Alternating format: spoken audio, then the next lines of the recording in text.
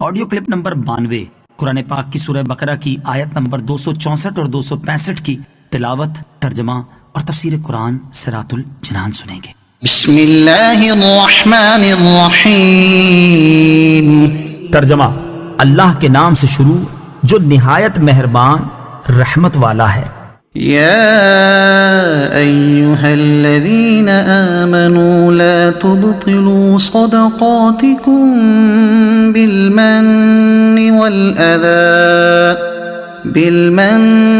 والأذى كالذي ينفق ماله رئاء الناس ولا يؤمن بالله واليوم الآخر فمثله كمثل صفوان عليه تراب فأصابه وابل فتركه صلدا لا يقدرون على شيء مما كسبوا والله لا يهدي القوم الكافرين۔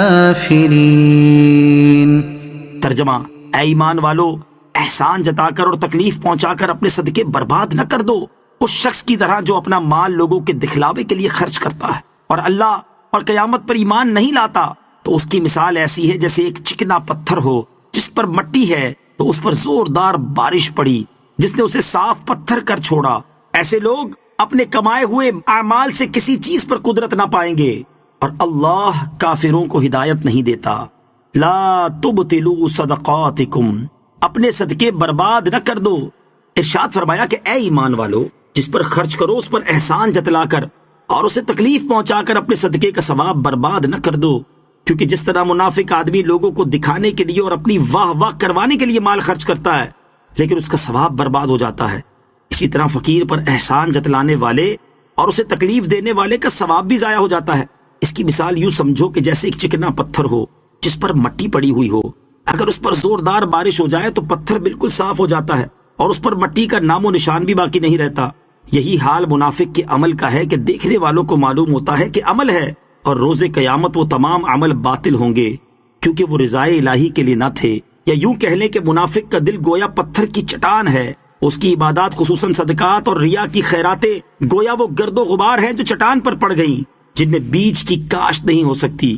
رب تعالیٰ کا ان سب کو رد فرما دینا گویا وہ پانی ہے جو سب مٹی بہا کر لے گیا اور پتھر کو ویسا ہی کر گیا۔ اس سے معلوم ہوتا ہے کہ اگر صدقہ ظاہر کرنے سے فقیر کی بدنامی ہوتی ہو تو صدقہ چھپا کر دینا چاہیے کہ کسی کو خبر نہ ہو۔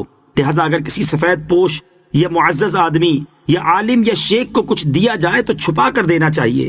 بعض بزرگ فرماتے ہیں کہ اگر کسی کو علم دین سکھایا ہو تو اس کی جزا کی بھی بندے سے امید نہ رکھے اور نہ اسے تانے دے، کیونکہ یہ بھی علمی صدقہ ہے۔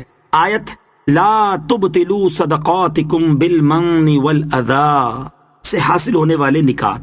اس آیت سے میں یہ باتیں معلوم ہوئی۔ نمبر 1، ریاکاری سے اعمال کا ثواب باطل ہو جاتا ہے۔ اس کے بارے میں مزید تفصیل جاننے کے لیے احیاء العلوم جلد 3 میں سے ریاکاری کا بیان مطالعہ کیجیے۔ نمبر 2، فقیر پر احسان جتلانا اور اسے ایذا دینا ممنوع ہے اور یہ بھی ثواب کو باطل کر دیتا ہے۔ نمبر 3، کافر کا کوئی عمل بارگاہ الہی میں مقبول نہیں۔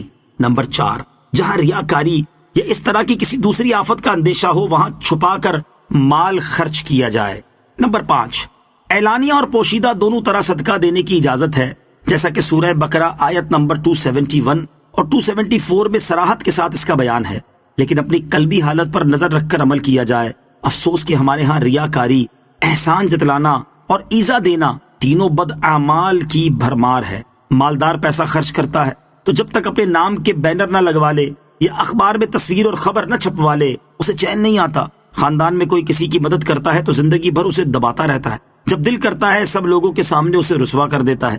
جہاں رشتہ دار جمع ہوں گے وہیں اپنے مدد کرنے کا اعلان کرنا شروع کر دے گا۔ اللہ تعالیٰ ایسوں کو ہدایت عطا فرمائے۔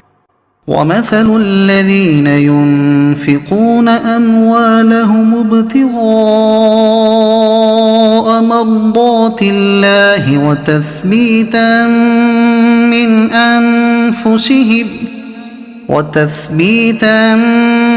مِّنْ أنفسهم كمثل جنة بربوة أصابها وابل فآتت أكلها ضعفين فإن لم يصبها وابل فطل والله بما تعملون بصير۔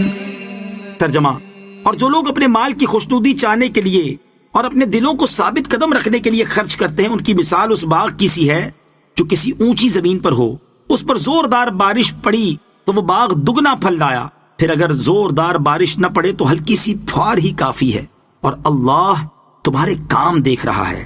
الذین ينفقون اموالہم، جو لوگ اپنے مال خرچ کرتے ہیں۔